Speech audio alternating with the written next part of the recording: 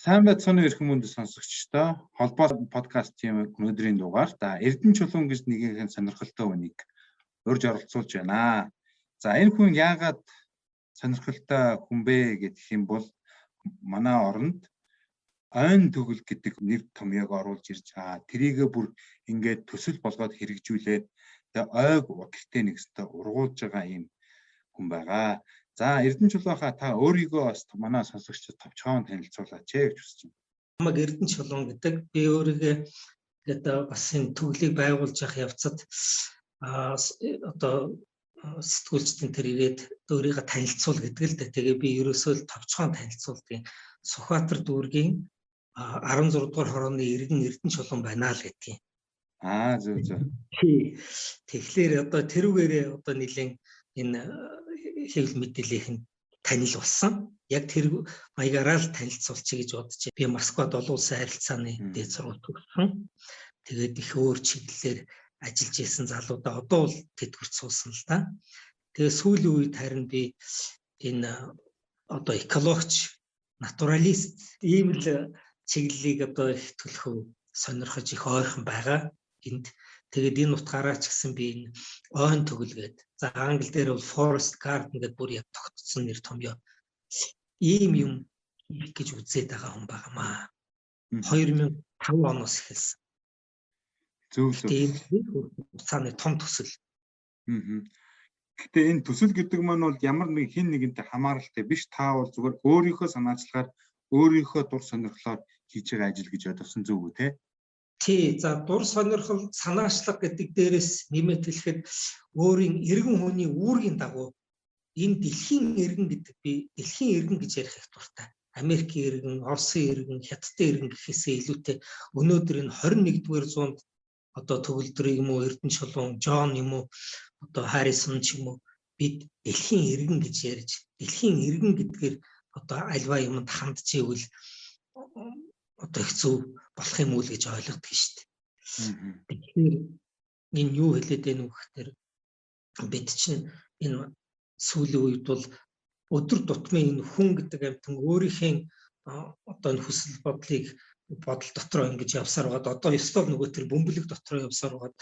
Энэ бидний амьдарч байгаа орчин маань юу болж байгааг гэдэг дээр анхаарлаа их одоо баг төвлөрүүлж байна гэж бодож байгаа. Тийм учраас миний энэ төгөл ойн төгөл гэдэг маань нөгөө эргэн хүний үүрэг гэж би түрүүн хэлсэн. Дэлхийн эргэн хүний үүрэг гэдэг утгаараа энэ төглийг би хийх хэрэгтэй юм. Бусдад үгүй одоо хоосон ярьж байгаа оронд хийж үзүүлэх хэрэгтэй юм уу гэж ингэж бодож байна. Та яг энэ forest garden буюу энэ ойн төгөл гэж нэрлэх үү? Эсвэл одоо ойн цэцэрлэгт хүрээлэн ургуулж байгаа гэж хэлэх үү? Энийгээ бас яг ингэж онцлог нь юу юм те? Одоо бусад одоо зүгээр ингээд нэг мод тарьчдаг шүү дээ. Хүмүүсүүд наагуулга тарих ёстой гэж байгаа юм шиг зарим нь тарьчдаг, хүчээр тарьдаг, янз бүрээр хийж чинь те. Энэ ялгаа нь яг юу гэдгийг та хэлж өгөөч. Өөрийнхөө туршлагаас. Тий, ерөөсөө яг би одоо 17 жил энэ төсөлтэйг ноцолдож чинь гэж бодоход ер нь томьёолоход базаад өөрийнх нь шинж чанарын шин онцлогуудыг оруулсан томьёолыг ингэж л хэлмээр санагдаад байгаа. Хүний оролцоог багасгасан, байгалийн хуулийн дагуу хийгдсэн биологийн олон төрөл зүйл бүхий харилцан хамаарал шүтэлцээтэй нарийн төлөвлөж хийсэн цэцэрлэгт хүрээлэн гэх юм эсвэл төгөл юмаа гэж байгаа. Би үүнийг бүр бичсэн зориуд. Яагаад гэвэл энэ дотор өгүүлбэр болгон өсөг болгон учиртай орсон их олон юм цаана утга агуулсан ингэж орж ирж байгаа. За хүний оролцоог багасгасан гэхээр энэ дээр задлаад хэлээ л да яг. Хүний оролцоог багасгасан гэхээр нөгөө байгаль одоо бид чинь хотод байж байна. Ингээл байгальд гараад ирэхдээ хүн тэнд очиод бордоод байдгүй. Хүн тэнд очиод услаад байдгүй. Гэтэл хичнээн сайхан өөрөө өгдөггүй лээ. Гэхдээ бид энэ цэцэрлэгийг бол аль болох өөрийнх нь жамаар байгалийнх нь хуулийг дагаж одоо өөрийнх нь жамаар тэр одоо мод юм уу өвс ургамал тэнд байгаа шуу одоо юу гэдгийг шавж хорхоо бүгд одоо бичил биетнүүд өөрөө өөрсдийнхээ тогтолцоогоор ингэж бие дааж хүний оролцоог байлгах ийм санааг агуулж байгаа. За биологийн олон төрөл зүйл гэхээр жишээ нь дан ганц хашаандаа ч юм өөрийнхөө эдэлбэр газар дээр дан ганц алюминий мод тарьчаад алюминий хураагаад мөнгө болгоод бизнес хийгээд ч юм уу идээд ингээд байхад тэнд олон төрөл зүйл байхгүй. Очихгүй. Бий болохгүй.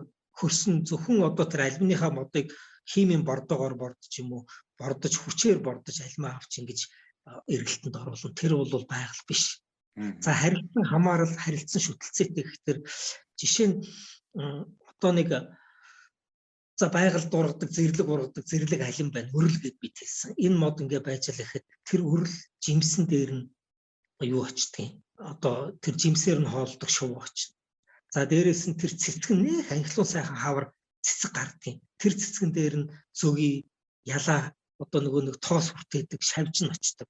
За тэгээд үндснийх нь үүрэг маш их байдаг энэ модных нь гих мэтчлийн харилцан шүтцээ. Тэгээд нарийн төлөвлөж хийсэн гэхээр бид зүгээр нэг мод авчираад хашааныхаа нэг чөлөөтэй буланд аваачаа суулгах чинь гэж байгаа юм биш. Энэ нэг яг өөрийнх нь номоор бол ийм 7 layer гэж одоо үе байдгийг. Салхинаас хамгаалсан өндөр том мод.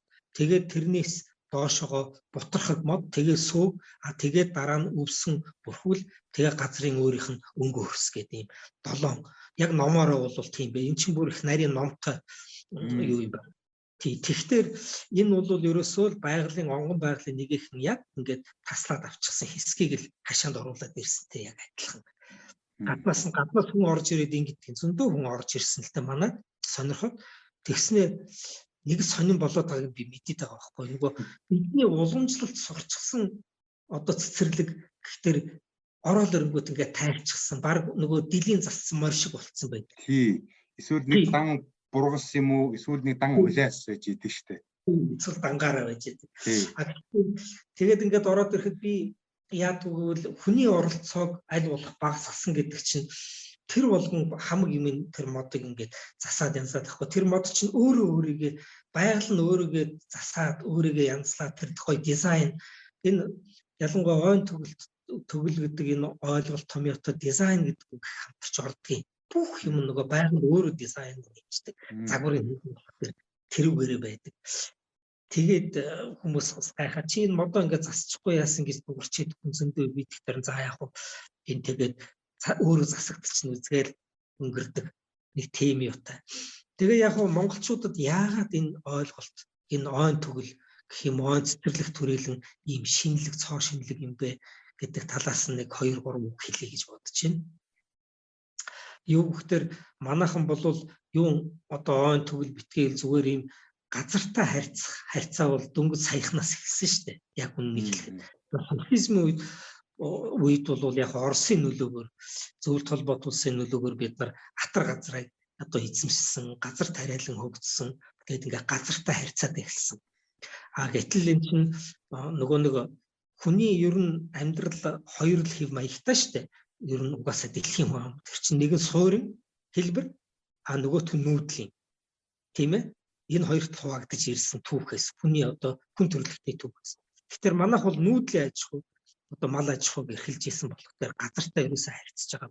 За тэгээд яг нөгөө социалист нийгмийн үед бол бид нар нийгмээр тэр газартай атар газрыг эзэмшиж ингээд газартай харьцаа тэр үед хойжуулалтын асуудлыг хийжсэн.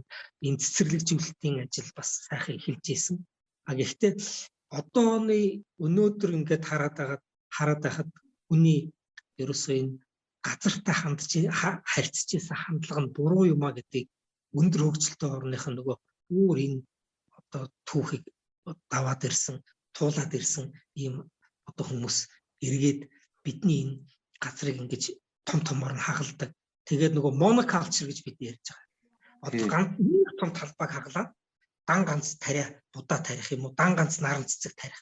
Энийг одоо буруу энэ хэв маяг бол алстай. За яг нэг 50-аас 60 70 100 жилдээ бол болно.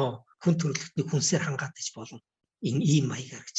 Тэгэд явцсан цаашаа бол энэ бол мухардна гэсэн ийм одоо юуг гаргаж ирээд энэний одоо юу гаргалгаа нь юу гэж болох вэ гэдэг дээр л маш их анхаарсан. Тэгээ тэрний нэг гаргалгааных нэг хэсэг нь энэ пермакалчер юм байна. Одоо энийг монгол дээр орчуулах юм бол тогтвортой аж ахуй гэж орчуулж болох юм. Пермакультурыг би монгол культурыг мэдэхгүй байна. Оросд саяхан 2012 оноос энэ пермакультура гэдэг баруунаас нөгөө баруун талаас Европоос нэвтэрч орсон юм байна. 12 онд 2012 онд. Баруундаа бол одоо англи гэхэд л энэ ойлголт пермакультур ойлголт 1970-аад оны дундуураас эхэлсэн. Нэг их газарыг томоор нь хаглаад одоо эрдэнэ шиш тариал ганц тэр монокалчийг хөгжүүлээдээс чинь зөвийг устдаж эхэлж шин. Жишээ нь тэр их том талбайг чинь бордохын тулд яаж химийн бод хүчээр цацж шин.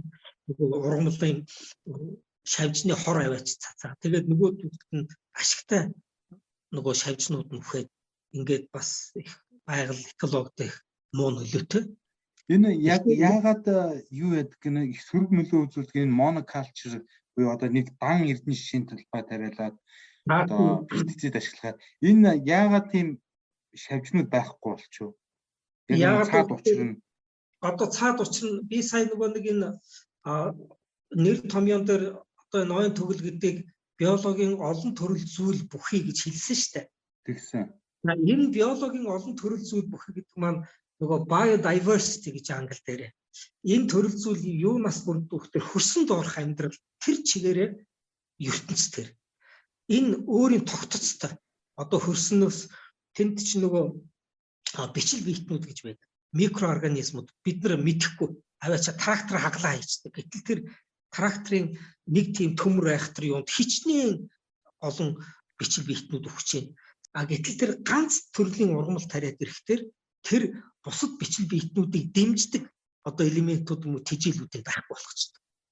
Тэгээд ирэхээр яг хөвгтөр нөгөө хүчээр аваач бордоод ганцхан бидний хэрэглэх тэр эрдэнэ шишин лурган өгөхөөс бусад одоо ургамал тэр газар шороондоо ямар ч нэмэргүй болоод хэдэн жил тариад одоо юу гэдэг нэг 10 жил хүчээр тариал тэгэл тэрнээс хойш өхөж эхэлнэ. Нөхөрсөн. Цөлжиж эхэлнэ. Тэгээд үхээд эхлэхдээ нөхөн сэргээгдэхэд маш хэцүү. Энүүгээрээ их хортой болж байна. За тэгээд хагалцсан газар хаглаад ирэхээр нөгөө дэлхийн агаар мандлын чинь нөгөө нүүрс төрөгч, хүчил төрөгчийн солилцоо тэр чинь уг нь ургамал чинь өөрөө хүчил нүүрс төрөгчийг шингээгээд хүчил төрөгч гаргаж байгаа шүү дээ. Тэгээ тэр балансыг алдагдуулна. Тэгдэг. Тий. Гэх мэтчлэн сөрөг үр дагаврууд маш их байдаг. Тэгээ хөрсийг ерөөсө болж игэл одоо сүүлийн үед харин энэ хөрсийг хаглахгүйгээр үрийг ингээд шигтгээд үр суулгадаг юм юу гарч ирсэн. Олон янзын аргууд гараад ирсэн тий. Гараад ирсэн тий. Тэгвэл тэр бол нөгөө хуучин бидний хэдэн 100 жилээр хэрглэж ирж байсан арга нь буруу юм а гэдгийг л хэлж байгаа юм л да, шинэ юм гарч ирж байна. Тэр ойн төглийн түүхтэй хоёулаа нөгөө ярьж исэн болох тэр манай Монголд ягаад шинэ үгс энэ юу юм бэ? Их сонин. Танай хашаанд одоо яг хэдэн зүйл юм одоо? Манад бол одоо 30 гаруй зүйл төрлийн мод байна. За. Тий, навчит болон нөгөө мөнхийн шилмүст ногоо моднууд байна те, шилмүст моднууд. Шилмүст мод, навчит мод гэж хуваагддаг тэр хоёр.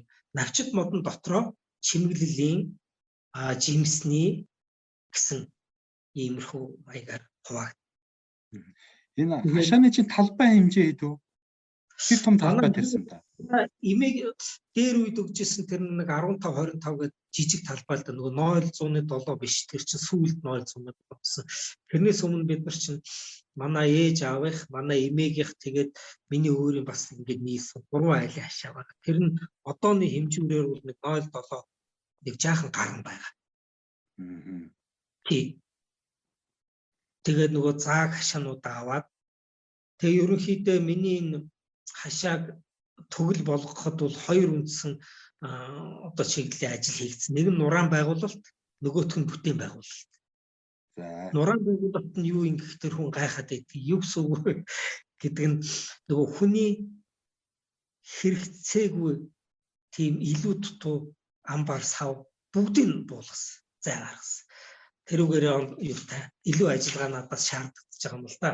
Яг өгөхтөр тэр чинь бас мод тарьж ах цагаа тэр юм буулгах зарцуулна гэдэг чинь бас илүү хөдөлмөр байхгүй юу?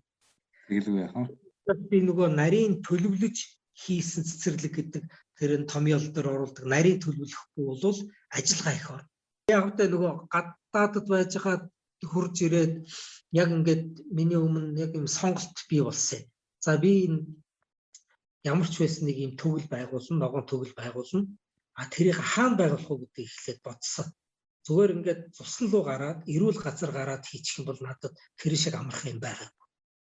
Байгальд нь гараад байгалийн өөрийн сэргэн гэдэг чинь сэргээсэд байх юу авах вэ? Модл тариал одооны хийж байгаагаараа нөгөө юугаараа төрөл бүрийн юмнуудыг хийж шít.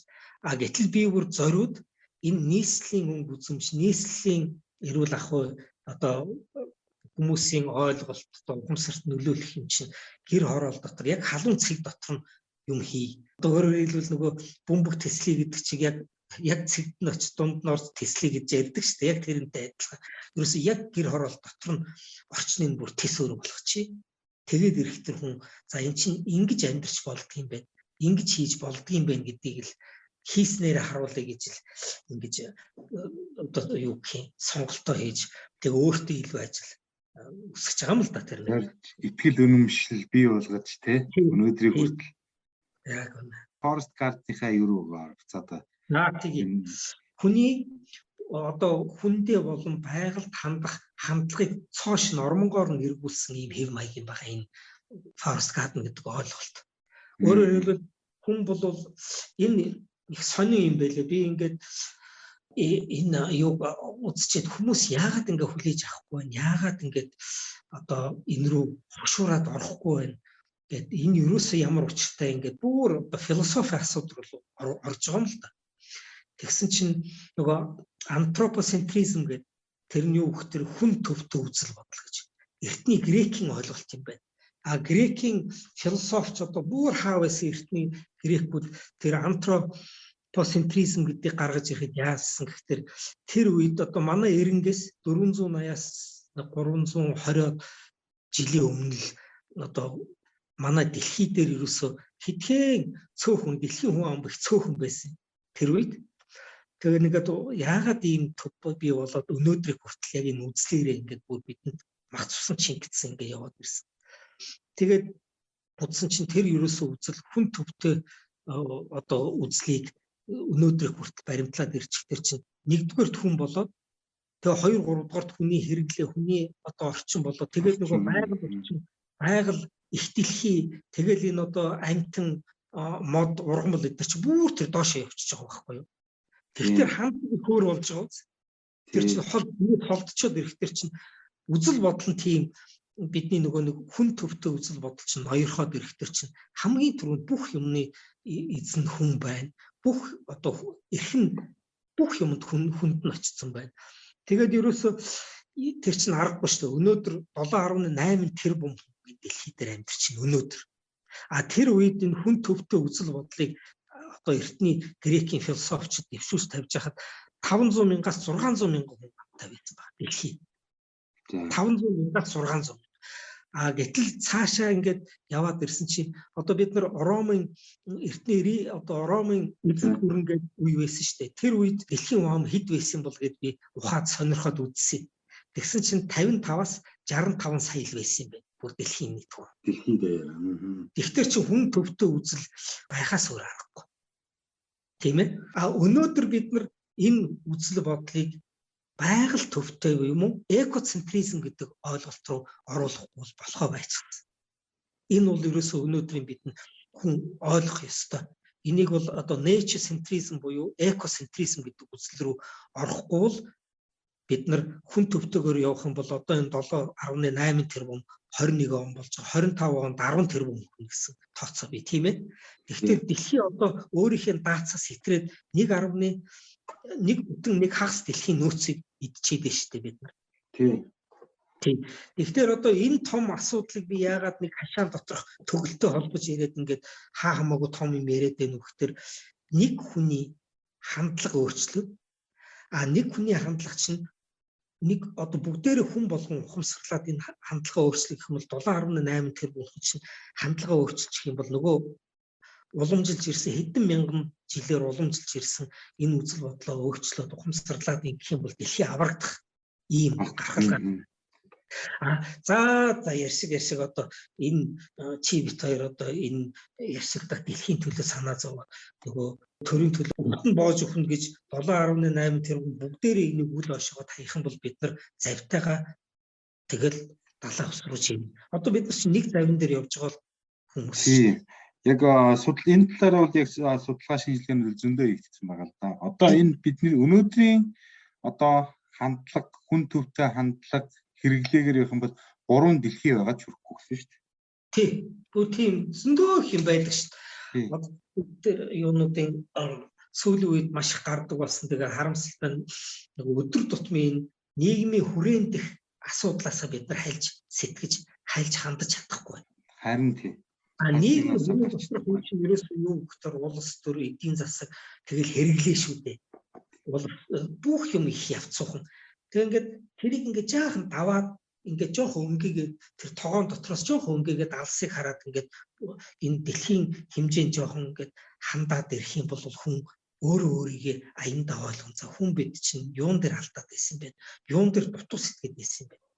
Тэгэхээр би энийг яагаад одоо энэ том сэдвийг хөндөд ярьсан гэхээр өнөө 1970-аад оноос одоо өндөр хөгжилтэй орнуудад энэ пермакалчер буюу тогтвортой аж ахуй юмыг тогтвортой байлгах, хүний оролцоог багасгах энэ байгалийн хуулийг одоо сөрөхгүй дагаж байгальдаа тэрэндээ зохицож амьдрах энэ хэв маягийг хэвшүүлье гэсэн энэ үзэл бодол философи энэ нөгөө ойн төгөл буюу одоо энэ пермакультура гэж тогтвортой аж ахуй дээр яг тэр үзэл нь энэгээр явж байгаа байхгүй юу? Ийм үзэлтэй суурилсан үйл ажиллагаа юм байна.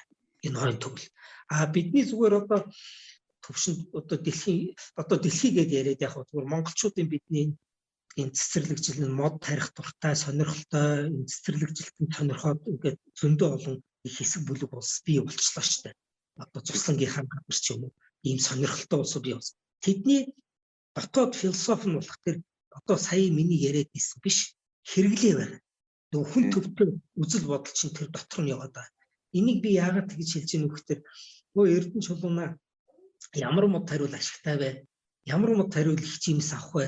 Илүү их мөнгө олчих вэ гэдэг толгойд нь яг ийм хандлагаар ерөөсө 100% асуудаг. Нэг хүн надаас Эрдэнэ чулуунаа энэ модыг тариул одоо зүгийг аль хэрэг татах вэ ч юм уу? Эсвэл одоо шоу сууж үүрлэх вэ гэж асуусан. Өнөөдөр надад би одоо 17 жилийн төсөлтэй ноцолд чинь нэг ч асуугаагүй л байхгүй юу? Би модыг сонгохдоо нөгөө олон 30 төрлийн модыг сонгохдоо дандаа нэгдүгээрт энэ надад ашигтай юу? Манай хашаанд үзэмж нь гоё юу гэж ерөөсө боддгоо. Тэр ерөөс тавьдаг. За энийг ингээд тарьчихвал тэр битгэл бүр ухаад уншдаг. За одоо бургасыг хүмүүс энэ хог ургамлаар яад ингээд тоодгүй. Энэ туулын бургасыг туулаар дүүрэн байж хаад хашаанда энэ бургас тариач одоо яах юм блэ? Эсвэл зарим нэг санамсаргуу тохиолдолд өрн унаад ургацсан байдаг л та. Тэгэхэд бургас ямар ач холбогдолтой гэхээр жижиг шувуу том шувуунаас цухтаадаг. Тэгээд шуунд хийлт юм. Бургас жишээ. Тэгээ хавар эрт хамгийн эрт гөлгөлдөг мод ч бургас байдаг. Тэрэн дээр нөгөө өлссөн хөөрхий ичинээсээ гараад ирсэн ялаа зүгий нөгөө нэг хөөрхөн ноён зүгий гэдэг нэтэргээд байдаг. Тэд нар чинь цугладаг, хоолоо олж идэх байхгүй юу? Тэгэхээр тэр талын юмыг ингээд эхлээд байгальдын аль хэрэг хэрэгтэй мод уу, экосистемд аль хэрэг үр ашигтай мод уу гэдгийг нэгдүгээр тавиад за дараа нь мэдээж байгальд хэрэгтэй бол хүнд юу гэж хортой байх гэдэг. Автомат хэрэгтэй. Тэгэхээр энэ хандлагын их том зарчмын ялгаатай асуудал гарч ирж байгаа юм. Тийм. За яг одоо шууд нэг хүн ингээд хилээд байхаар зарим нь ингээд ойлгохгүй, бас хүлээж авахгүй юм зөндөө гарна баг л та. Яагаад заавал ингэж хольж тарих ёстой вэ гэж. Тийм энэ яг өөрийнх нь онол дээр энэ пермакультура гэдэг тогтвортой аж ахуйн онол дээр эн чинь бүр бүхэл бүтэн концепц их том онол юм байна лээ. Би нэг курсыг төгссөн шүү дээ 2015 онд онлайн курс. Пермакалчрын дээр Англид төвтэй пермакульт улсын нийгэмлэг гэж байдаг. Тэр нь ингээд онлайн нэг курс яв. Тэгээд тэрүүгээр ингээд сурч хахад яг чиний над юу ч н асуулт гарч байгаа байхгүй юу?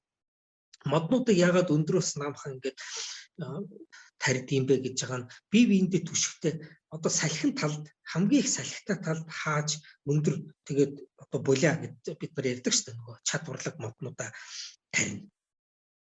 Тэр нь нөгөө зүйлийг жавраас хүүтнээс хамгаалan салхинаас хамгаална. Тэгээд наран тал руу бодоод ирэхээр Энэ ямар мод байдаг вэ? Жишээ нь Монголд жишээ нь хар мод шинэс гэж бид ярьдаг шүү дээ. Тэр бол их өндөр ургана. Олон урт одоо удаан настай. За тэгээд нарс байна, шилмүст мод байна. Навчит модноос гэх юм бол маш их тэсвэртэй. Манай Монголд уугуул одоо ургад тэсвэрээр алдартай одоо хайлас гэж хайлас. Хайлас их гоё мод шүү дээ үнэндээ бол. Тэгээд энэ хайлаасан дээр ямар их шуу суудгийг би ажигласан. Тэгээд энэ хайлас байна. За яг хуу улиасыг хүмүүс муухай цаан нөгөө юу гэдэг лээ хөвөн хайдаг муухай гэдэг. Тэг хүмүүсийн нэг тэр муухай мод, сайхан мод гэж ярьдаг би юу нэг хүлийн зөвшөөрөлттэй биш. Хүлийн зөвшөөрөлтгүй муухай мод гэж байдаг. Ер нь улиас ч өөрөө тэр харьшлыг чинь хөвөнгөөсөн ч өгöd байгаа биш шүү дээ. Зүгээр яг улиас их хүчрэх мод, үндсэн их хүчрэх учраас нөгөө манай гэр хорооллын талбай чинь тэртээ тэргүй бага шүү дээ. Тэгэхээр улиас нэг хоёрыг л тарихад бараг тэгээд хашаа чинь дүүрнэ. Тэгэхээр би бол улиасыг ерөөсөө тариагүй хідэн хайлаас бол тарьсан. Тий, тэгтээ хайлаасыг тарихдаа би нөгөө бас л салхин талд нь тарина. Тэгээд дунд нь ганц хоёр хайлаас дунд тавиад их өндөр ургадаг учраас нөгөө шувууг ажиглаад байхаар шувуу чинь дээрээс агаараас нисчүүлж ирээд эхлээд өндөр дээр нь буудгийг. Тэгээд доошогоо ингэж эргэн тойрон харж агаад аюулгүй байвал тэгээд хоол хүнстэй бол доошигдох байхгүй юу. Тэгэхээр дунд нь ч юм уу нэг тийм өндөр мод байж хаад илүүддэггүй. Гэхдээ ихэвчлэн салхийг хааж, жаврыг хааж одоо салхин талд нь хамгаалт болгож том сая миний нэрлсэн моднуудыг тарьж болно. Тэгээд дараа нь яг нэг 3 м, 4 м ургадаг одоо жимсний мод байж болно. Нэгэн тэл хүн өөрийнхөө цагийг зараад хичээл зүтгэл одоо хөдөлмөр шингээж байгаа юм чинь бас жимсний мод тарьчих зүгээр л дээ.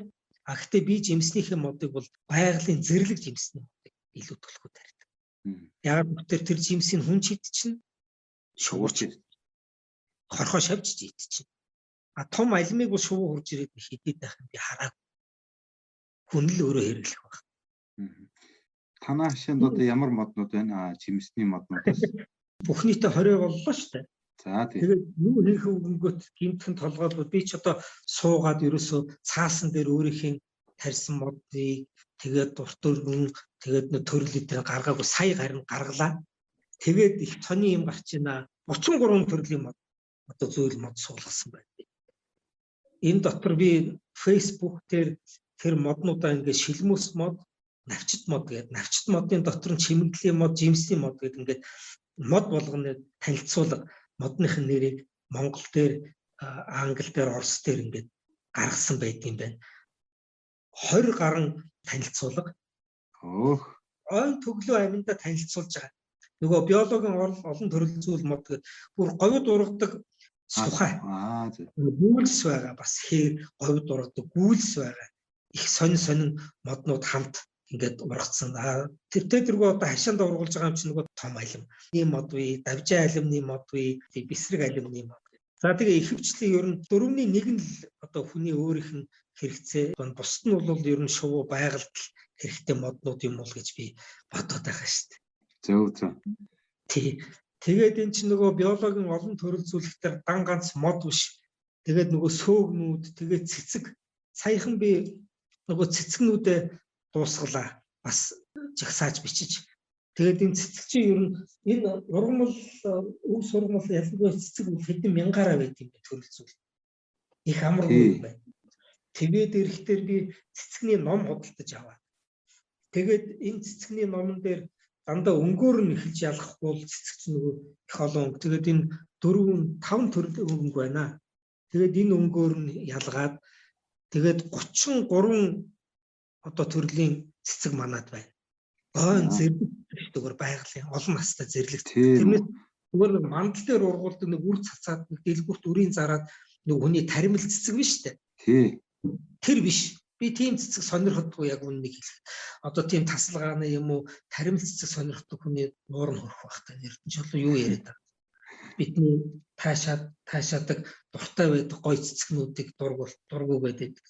Би зүгээр дургу гэж хаад биш зүгээр нөгөө юугийн ач холбогдлоор жигсаах юм бол энэ уугуул нутгийн Мэдээж Монголын байгаль байгаль батан зогтсон тэгээ олон настай нөгөө хүний оролцоо баг тэр чинь хавар болгон тариад байх утгагүй л тийм дээ. шаардлагагүй. Ингээд сайхан ургуулад нөхцөлийн бүрдүүлсэн байхад тэр гоё олон цэцгнүүд чинь өөрөө жил болго ургана.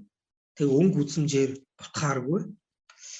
Тэгээ яг одоо энэ мандлын цэцэг тэгээд энэ таримл цэцэг чинь хүний ил өөрийнх нь одоо ашиг сонирхол их өөрийнх нь өнгө үзмж нүдэнд нь яг л энэ цэцгийг яаж ургуулвал нүдэнд нь гоё харагдсан байгаа шүү дээ. Тэрнээс энэ цэцгийг би ингээд тарьчихвал зөгийн ирээ суух уу, зөгийд гоё бал тоосоо өгөх үү гэж бодохгүй байгаа байхгүй.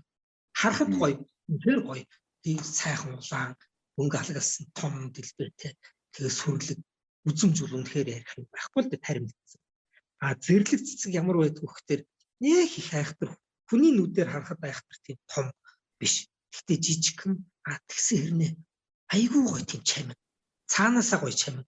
Тэгээ тэрэн дээр илүү их шавж ирд суулдаг. Тэр бол ингээ хандлага гэдэг би яриад. Энэ манайд энэ шар цэцэг, цагаан цэцэг, улаан цэцэг, хүрэн цэцэг, ягаан цэцэг, чирмээлийн ягаан гэдэг хөх цэнкэр гэд би бас танилцуулга хэд за нэг 6 байна уу 8 байна уу тийм слайд хийцэн. Бас цэцгнийхаа зургийг өөрөө яг авсан зураг. Би ч бас зураг дардггүй штэ. Мэддгүү байсан. Жагаагийнхаа зөвлснөөр л ой чука чи танаа хашаанд их гойгоо шуу ирд юм байна. Чи одоо ер нь аппарат нөхөр зураг дарж сур гэсэн. Байгуулсан төгөлд ирдэг шувуудын зургийг дарччихад л хангалттай. За миний өөрийн төгөлд тарьсан моднуудынхаа зургийг яг ялгахтаар за энэ хусан юм байна. Энэ нь одоо нарсан юм байна гэж сайхан тод гарчих. Төвшингийн зураг авчихад л надад хангалттай. Одоо тийм төвшөнд би сайхан зургнуудын дараад тэг өөрийнхөө дарсан зургийг, өөрийнхөө тарьсан цэцгийг англи дээр, орос дээр, монгол дээр ингээд яг нэршлийн аль биесний нэршлийн бичээд ингээд танилцуулъя гэдэг энэ үйл энэ 20-ны үед л хийлээ. 33 ийм төрлийн цэцгийг хийсэн байна. Танаас одоо таны энэ санааг аваад яг амьдрал дээр хэрэгжүүлсэн хүн байна уу? Таны мэддэг, таньдаг. За одоо хөршайл чинь. Адаглаад хамгийн наад нь хөршайл. Хөршайл манай хөршайл нэг хүний ихэмж байж байгаа тэтгэврт гарсан манай баруун талын хөрш болвол модон их дуртай болсон. Хашаанда халин эрдэнэ чулууна нэг ийм ингээд зөвлөөд энийг нэг яагаад өгөөч хилээд өгөөч гэд ингээд ер нь нөлөөсөн шүү. Манай баруун талын айл, зүүн талын айл бас сүүлийн үед нэг хэдэн мод тари нэг яаж тарив, ямар мод тарих уу гэд ингээд асуугаад идэг болсон. Тэрнээс яг одоо ууггүй ингээд ноцолдоод яг ийм хандлагын том өөрчлөлт гаргаад ингээд хийснийг одоохондоо би зүгээр яг миний өөрийн юм хандлагаар хийж байгаа бүтээж байгаа гин бол мэдэхгүй. Зүгээр бизнес одоо чинь модоо тариад эсвэл цэцгээ тариад зараад одоо бизнес хийгсэн ийм чиглэлийн одоо хэрэглээ давнгаасан ийм одоо мод тарьдаг улсууд бол зөндөө болсон. Тэр бол одоо ягаад өгтөө нөгөө эрэлтэнд байгаад байдаг нийлүүлэлт нь зайлшгүй байна шүү дээ. Яг тэр утгаар нь одоо мундаг нөгөө яг хөтөө аж ахуйн дээд сургууль төгссөн улсууд бол мод тариад модоо том байгууллагуудад борлуулж байна. Энэ бол их том алхам шүү дээ.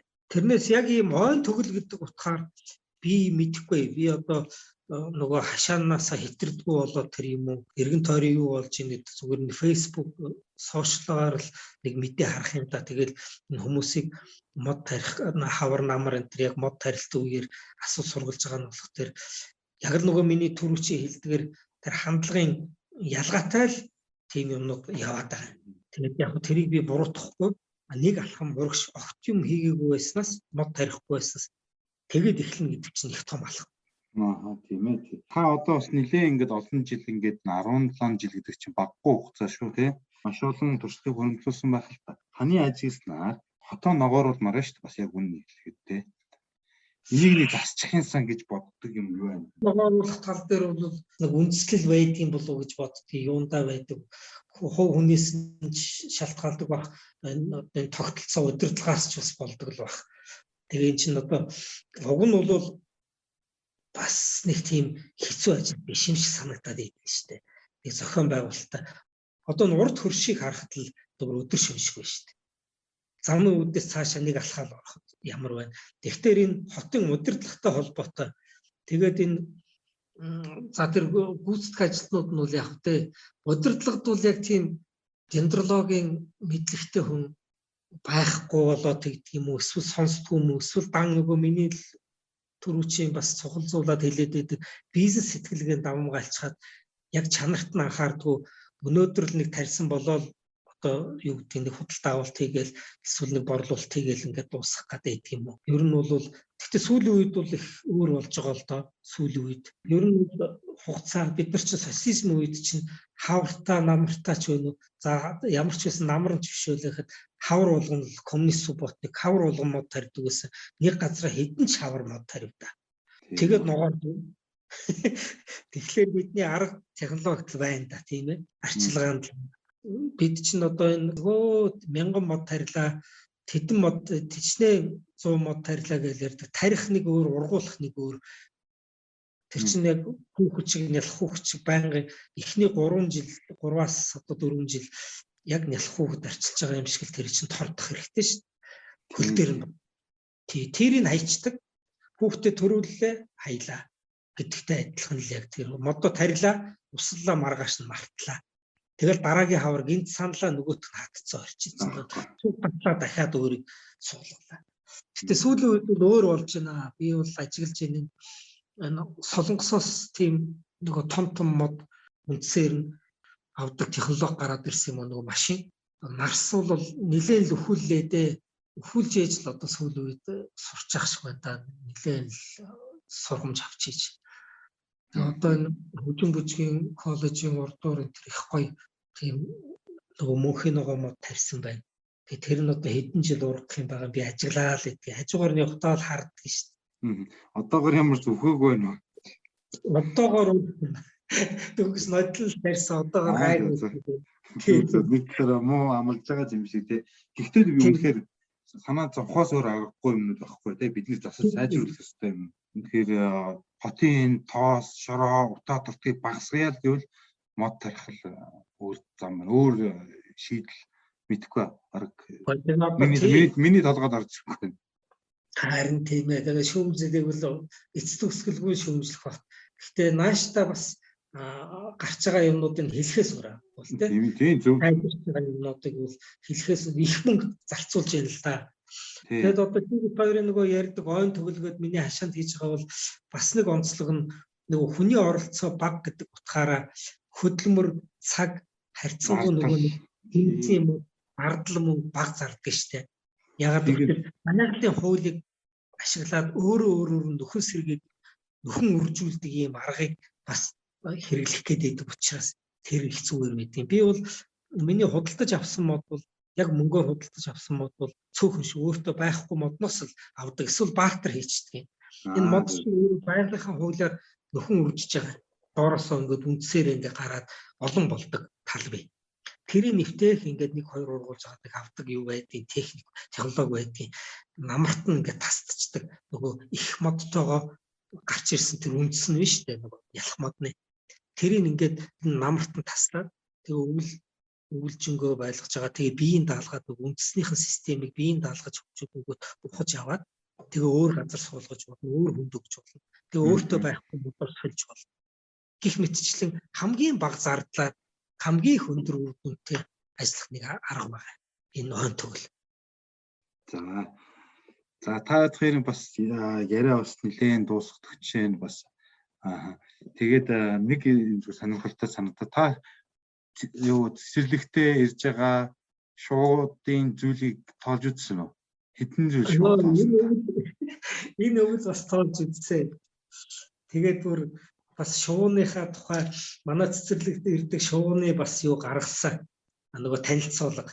Бор шууны багийн 23 төрөл зүйл ирсэн байж. Манад. Тэрнээс гадна эвэр хошуут гэдэг нөгөө бөөвөлж гэж биш үү?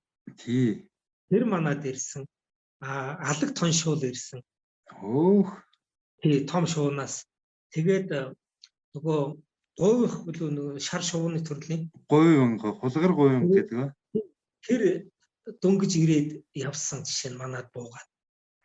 За тэгээд бол шувууны төрлөөс ингээд гаргаад ирсэн чинь би гараад ирсэн их хөөрхөн шувуунууд байна. Тэгээд бүгдийг би хөөрхөн слайд хийгээд танилцуулга хийсэн байгаа.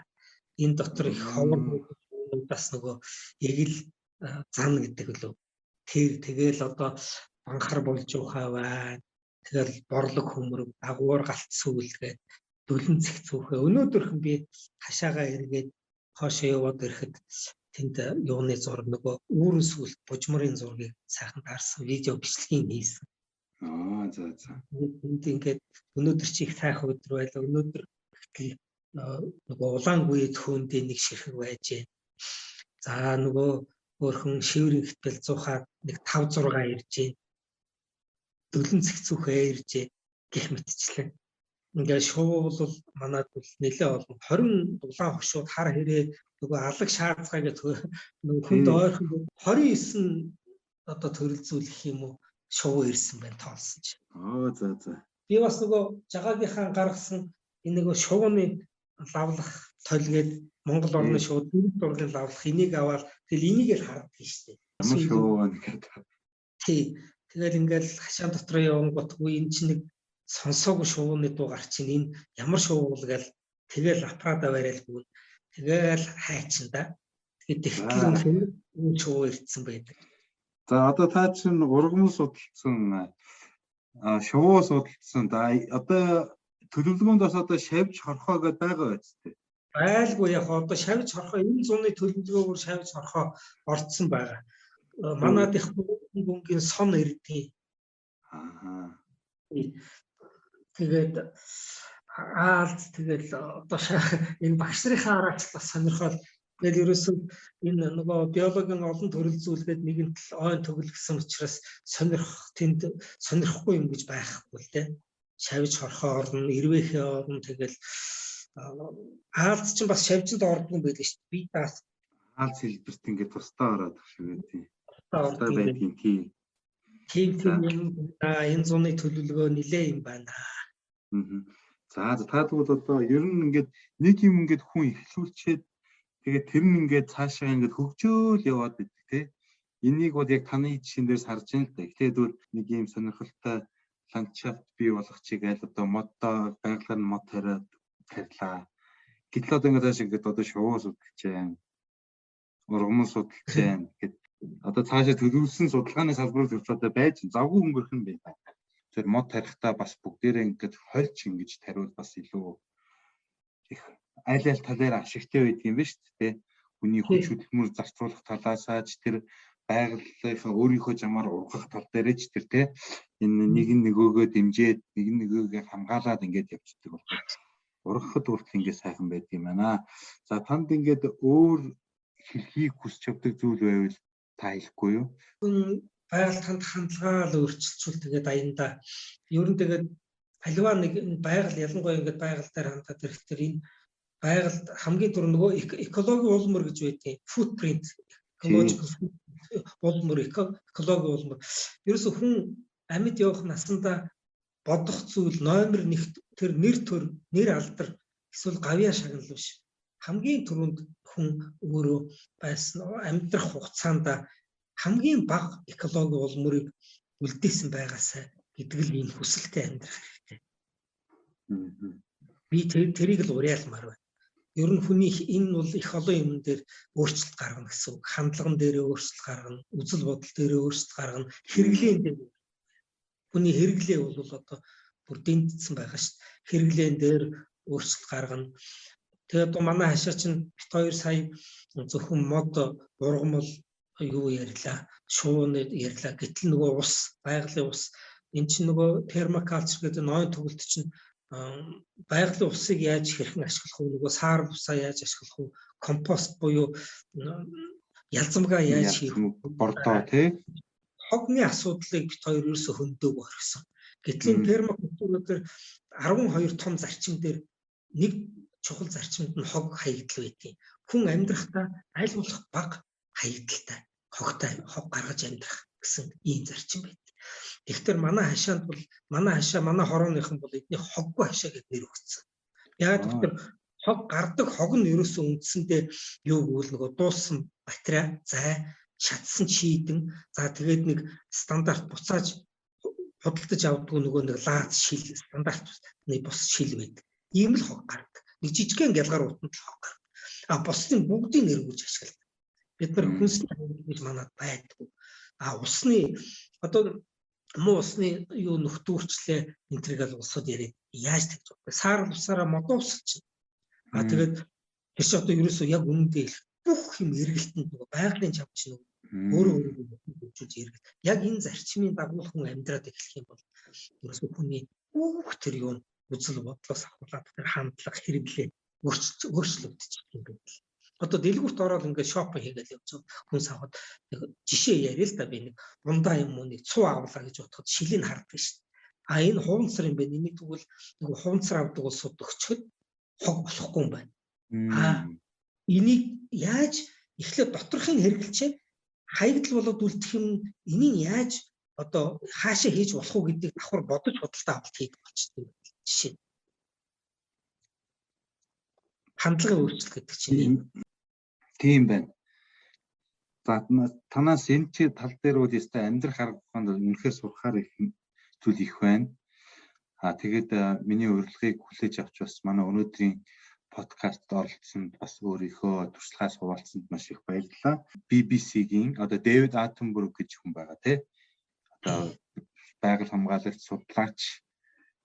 Энэ хүн болохоор юу гэсэн хэрвээ бид байгаль дэлхийг аварья гэж бодож байгаа бол өшөө илүү олон мод тариа гэж нэг алдартай үг хэлсэн байсан. Тэгээ нэг plant more trees гэж хэлсэн байдаг. За энэ үгийг хэлээд би өнөөдөр их нэвтрүүлгийг ингээд өндөрлөе. За нэвтрүүлэгтээ урьж оролцуулсанд бас баярлалаа.